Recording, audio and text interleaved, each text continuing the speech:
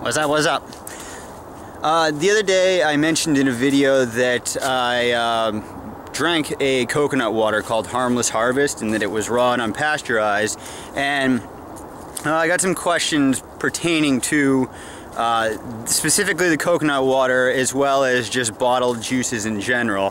So I'll just cover that. The reason that I went with the bottled coconut water was we just started carrying it at work, and it was something new, and it doesn't give me heartburn. There's other coconut waters that I tried in the past, you know, a year or two ago, and I would, if I drank it or if I made, say, like a banana smoothie with it, it would just, I'd be burping it up for, you know, an hour or two. I mean, I'm talking even in a relatively small to moderate quantity, you know, drunk at a slow pace, and it just made my stomach not feel good.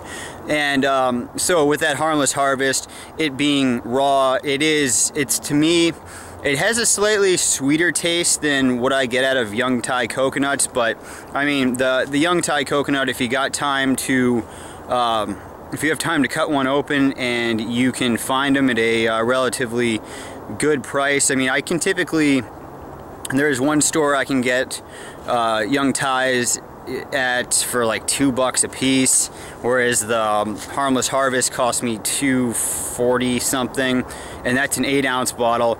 A lot of times with a coconut, though, you can get upwards of 16 is usually what I can sometimes pull off.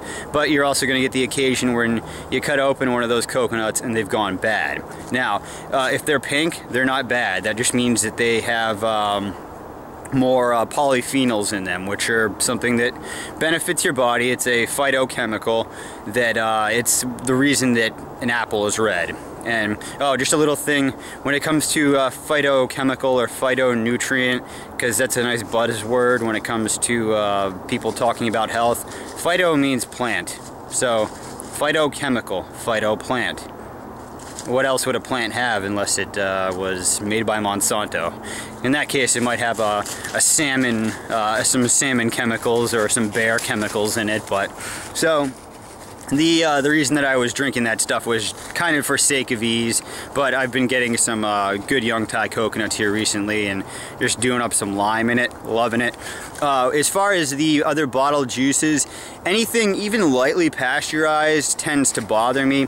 Now, this happened early on when I first started adhering to a raw diet. I had been raw for about a year, and I was on a trip, and I didn't plan my food properly, so I just bought like a half gallon of, you know, some mainstream orange juice, you know, one of the major brands, and I slugged that down like I normally would, you know, with a jar of fresh orange juice, and wow, did I pay for it. It just probably took me 2 hours to digest it. So it does give some testament to when you do have something that is unadulterated, that your body is able to use it more efficiently. At the very least, it doesn't sit there and give you heartburn. So, but there's one type of unpasteurized juice. They're expensive as can be. They're called like Blue Planet or Blue Label or something like that. I can't remember it off the top of my head, but it's a green juice. Or they have a green juice. They even have like their own version of Master Cleanse, except it's made with agave, which I'm not a big fan of. But the green juice for a 16-ounce bottle of it is what was it? It was $10 or something like that. So it isn't cheap, but in a pinch, and it's not going to give you heartburn. Well, most likely isn't. And it tasted really, really good, actually. It was the green juice was apple, lemon, ginger, cucumber, celery, lettuce, and rosemary. So, and on that note, I actually made a juice a while back, which since I'm steering clear of veggies now, I'll just go ahead and tell you about it rather than just making it, because I don't know who the heck would drink it. But what I did is I took about, we'll say about 6 to 8 ounces of tangerine juice is what I use, but you can use any orange. So I juiced that, and then I juiced a head of celery with parsley, and the only thing I had was curly parsley. So, you know, I'm looking at, like, say an average bundle that you would buy at a grocery store. I used half of that. So half of a bundle of parsley. You can even use flat parsley, it doesn't matter. So I did that, and then I used probably about 4 sprigs of rosemary, and then I had a little bit of thyme, like fresh thyme, and I put that through there, and it really tasted good. And yeah, there was 2 other ingredients. I used a nub of ginger, about that big around, and I peeled that because it wasn't organic. And then if you're really brave, you can put in something like some habanero or some jalapeno. It was good. So, but I made that back, it was around Thanksgiving, because we had a bunch of organic stuff that was going out of code, and some of it was shredded celery, so I got, you know, it was chopped celery for like what you'd use in stuffing.